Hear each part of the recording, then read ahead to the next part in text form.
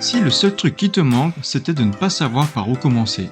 C'est Nav Studio et je suis là pour te montrer que coder, ce n'est pas réservé à une élite.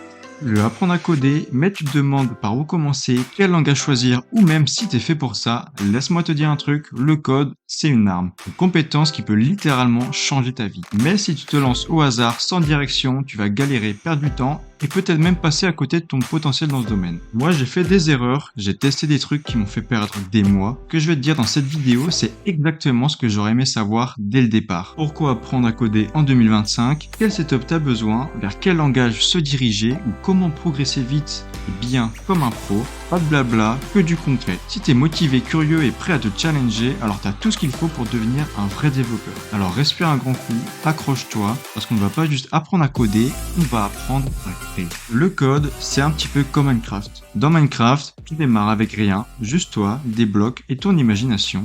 Tu peux construire simplement une maison ou une ville entière.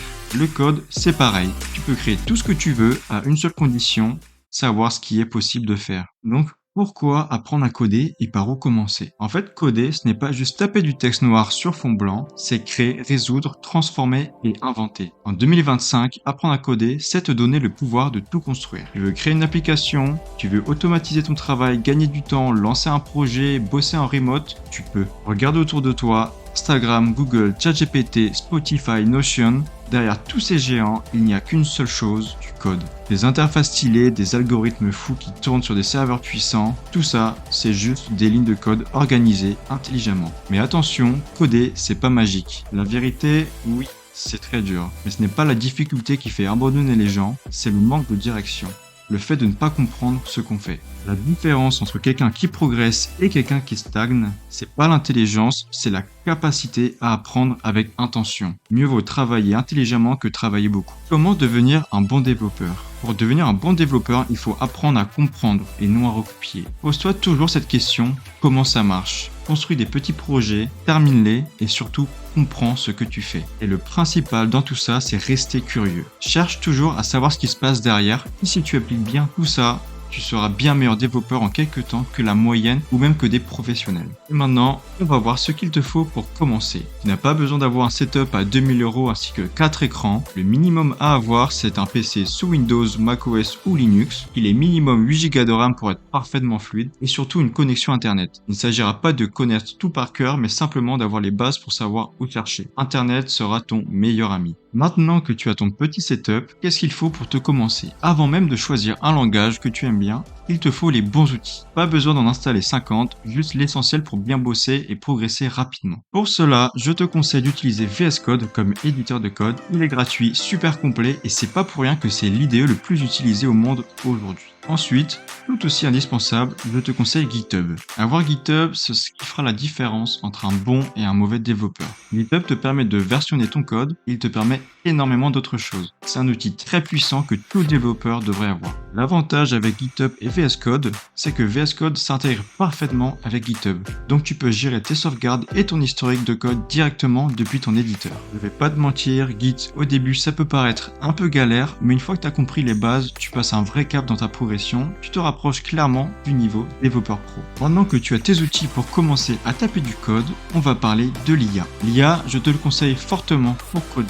Donc des outils comme ChatGPT ou encore mieux à mon avis Claude. Avec Claude, tu peux même importer ton projet via GitHub et t'aider encore plus facilement. L'IA sera ton meilleur ami pour coder quoi que ce soit, mais il peut également être ton pire ennemi parce que grâce à la simplicité de l'IA, tu ne progresseras pas. L'IA, il faut bien comprendre que c'est ton assistant à ton cerveau. Le but, c'est de comprendre ce que tu fais. Pense par toi-même, c'est ta logique et ta compréhension qui construira ton vrai niveau. Quand tu vas commencer à coder, quand tu débutes, le piège c'est de vouloir coder la prochaine révolution logicielle dès le jour 1. Très mauvaise idée. Ce qu'il te faut au début, ce ne sont pas des projets trop ambitieux, mais des projets intelligents. Parce qu'au début, tu as besoin de progresser étape par étape, de comprendre ce que tu fais. Tu dois voir ton code fonctionner rapidement et surtout, tu dois finir ce que tu commences. Un projet, même petit, que tu termines, te donnera de la confiance, une meilleure compréhension et surtout une motivation énorme pour continuer.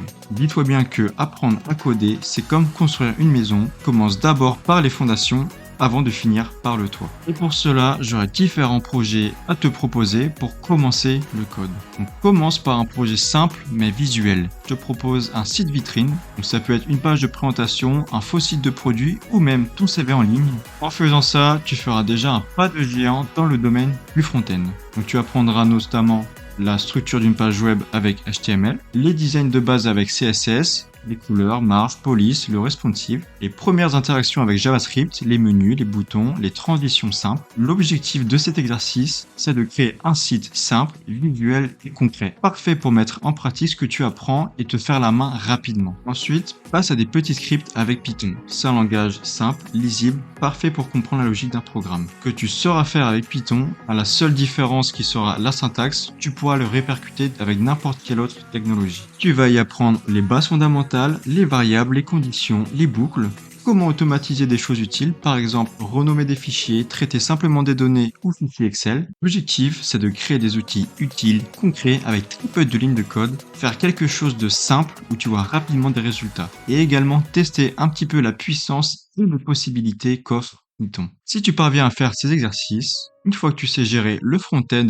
et un peu de Python, tu peux les connecter. Et en les connectant, tu peux rentrer dans le monde des serveurs web, c'est-à-dire ce qui fait tourner tout le web moderne. Les applis dynamiques, les boutiques en ligne, les outils de gestion, même Netflix fonctionnent comme ça. Pour commencer là-dedans, j'ai une idée pour toi. Utilise Python pour récupérer des données de fichiers Excel, traite les données avec Python et affiche-les en graphique dans ton navigateur. Tu peux les afficher en faisant des courbes, des graphiques, un planning ou tout ce que tu veux. Tu choisis ton sujet. Tu as seulement besoin de Python et du trio légendaire HTML, CSS et JS. Faire un projet tel qu'un serveur web, c'est très utile, c'est très concret et c'est une vraie appli web que tu peux créer dès maintenant. Et au bout du projet, tu n'as pas juste suivi un tuto, tu auras créé une vraie application à toi de A à Z.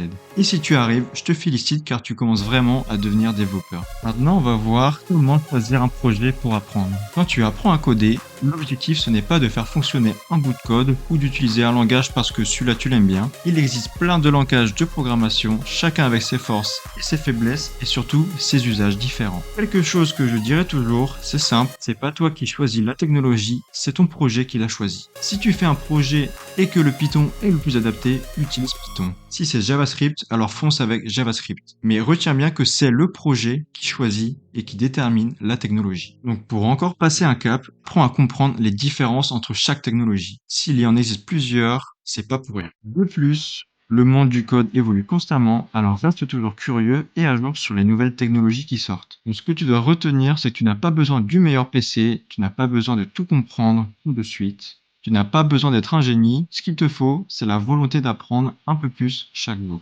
Curiosité de comprendre ce qu'il y a derrière le code et le courage de terminer ce que tu commences. Tu as vu que le code est partout. Google, Instagram, Netflix, c'est simple, absolument toutes les applications logicielles qui existent sont à base de code. Alors retiens bien, tu avances mieux avec des projets simples et finis. C'est le projet qui choisit la techno, pas l'inverse. L'IA peut t'aider, mais c'est ta compréhension qui compte avant tout. Et surtout, tout est possible si tu apprends à penser comme un développeur. Alors vas-y, lance-toi, fonce, fais un petit projet, termine-le, comprends-le, puis recommence plus intelligemment. Parce que coder, ce n'est pas juste écrire du texte sur un écran, c'est peut-être ton futur métier ou toi qui vas créer le futur Instagram ou le viral. Donc maintenant que tu sais par où commencer, avec quoi t'équiper et comment progresser intelligemment, il n'y a plus qu'à. Si tu es intéressé, je t'ai préparé un tuto complet HTML CSS pour créer ton tout premier site vitrine étape par étape, même si tu n'as jamais codé. Et si tu veux te lancer dans la logique avec un vrai langage simple et puissant, j'ai aussi une série complète sur Python. Dans cette série, j'aborde toutes les bases à savoir pour pouvoir programmer en Python. Tout est dispo dans la description et en playlist sur ma chaîne. Merci d'avoir regardé jusqu'au bout. Si tu veux aller plus loin, abonne-toi, laisse un commentaire. On n'est qu'au début, donc je te dis à très vite.